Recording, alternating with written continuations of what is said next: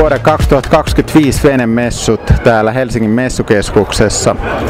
Täältähän löytyy kaikenlaista, jokaiselle jotakin, mutta lähdetään me katsoa, että mitä me löydetään ja toivottavasti saadaan myös muutamia vastauksia meidän seuraajien kysymyksiin, jotka lähetti meille kysymyksiä, niin eiköhän mennä.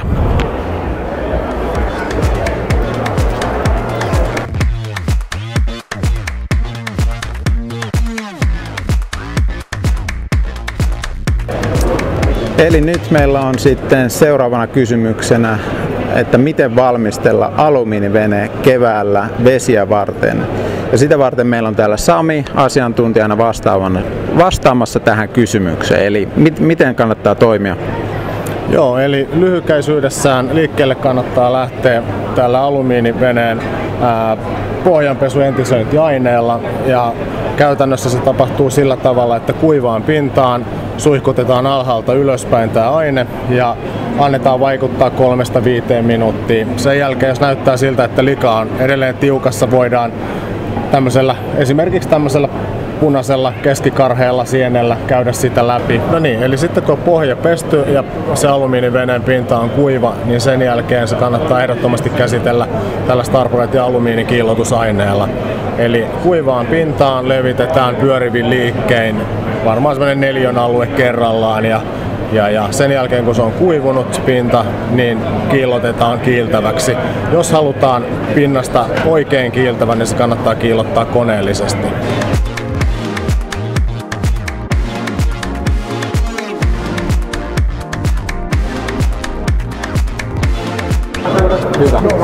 Hetavaapusta tekee ehkä hyvän se, että mä en ole ikinä tyytyväinen niihin vieheisiin, vaan mä hieron niitä koko ajan lisää ja lisää. Hyvä esimerkki vaapussa on, että sitä tehtiin 30 eri mallia ennen kuin mä olin tyytyväinen siihen. Ehkä se. Pikkutarkkuus, sanotaan näin. Kyllä. Se on tuottanut tulosta 3 erälehden testivoitolla ja lukuisilla muilla hyvillä ottikoneilla. Kyllä.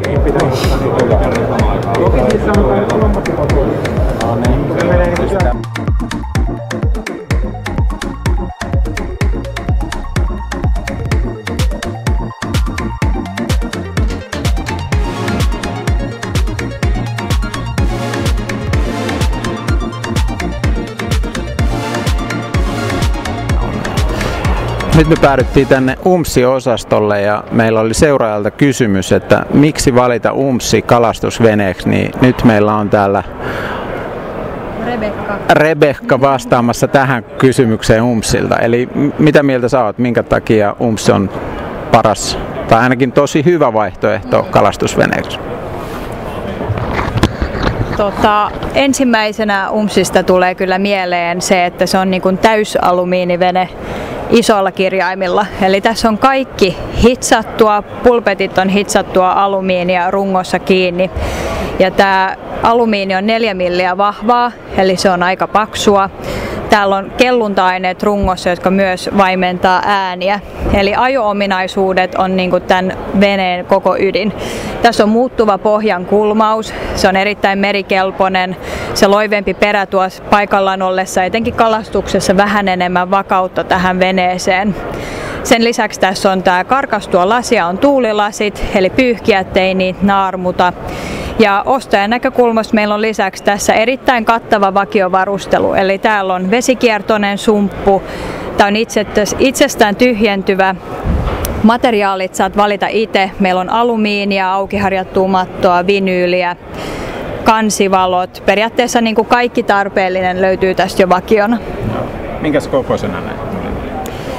Näitä on tämä 585 on keskimmäinen, sitten löytyy 655 ja 545 on meidän pieni.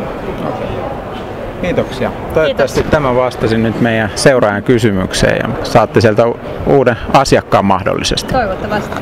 Kiitos.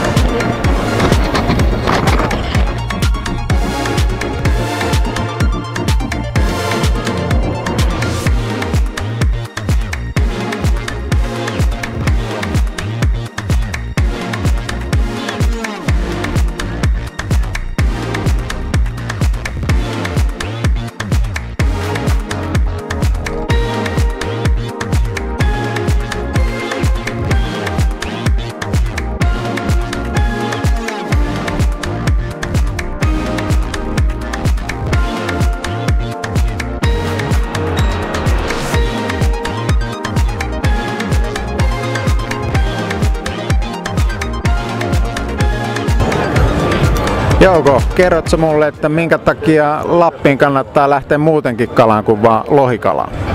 Niin, lohikala, tietenkin lohikala on aika laaja. Meillä on taimenet ja harjukset ja näin on, mutta että, kyllä tietenkin maisemat, yötön yö, aivan uskomaton elämys. Saat kalastaa 24/7 koko kesän oikeastaan. Yötön yö alkaa siellä kesäkuun alussa ja päättyy tuolla elokuun puolella. Se on, voisi sanoa, että ehkä suurin elämys Lapissa on juuri se, että sä oot siellä koko yön kalalla. Kuulet, kun luonto hiljenee siellä 2 aikana yöllä, on hetken hiljaa, voit evästää ja kuunnella hiljaisuutta. Ja se herää siinä 4 maissa, se herää täyteen loistoonsa ja kuulet sen elämän alun. Siellä on uskomattomia elämyksiä. Kalalajeista tietenkin, niin Lapissa on laaja kalakanta. Tosiaan lohikalat, jotka on siellä Tornionjoen lohta ja Tenon lohta lukuun ottamatta on hyvissä voimissa. Taimenkannat on kuitenkin kohtuu hyvissä voimissa ja elpymässä sitten padotuissakin joissa. Sen lisäksi valtavan voimakkaat isot haukikannat. Kemijärvi ajatellen ehkä Euroopan paras haukijärvi ja Viekojärvellä maailman pohjoisin kuha, jota ei moni tiedä, mutta niin se vaan on, että siellä on alkuperäinen luonnossa lisääntyvä kuhakanta ja mausta on vielä erikoisen tunnettu, koska on muikkua ja katkaa syövä laji, niin kuin sama itse asiassa mitä syö taimen muualla. Selvä. Näillä opeilla niin lähtekää kaikki pohjoisen kokeilemaan myös petokalastusta. Messut alkaa olla tältä erää taputeltu ja olihan siellä taas paljon nähtävää ja koettavaa. Tosi hienoa, että kerran vuodessa saadaan tällaiset yli viikon messut järjestettyä.